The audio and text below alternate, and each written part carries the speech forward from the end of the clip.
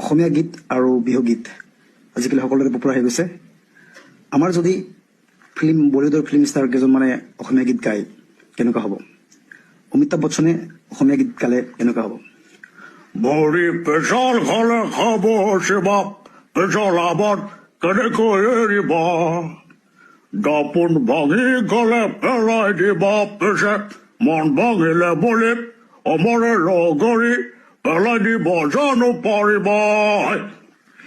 আমাৰ যদি ছেইফ আলি খানে বিহু গীত গায়, ছেইফ আলি খান নদী বাঢ়িলে ৱাও, উজান উঠিলে ৱাও, গছে বনে ডালে পাতে বহাগ আহিল ৱাও, কপৌ পাহে পাহে মৰম বাঢ়ি আহে, এই মৰম কাৰ বাবে জানানে?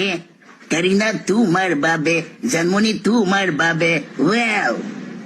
আমাৰ যদি সুনীল ছেত্ৰীয়ে বিহু গীত গায়, সুনীল ছেত্ৰী মেৰি ৰঙ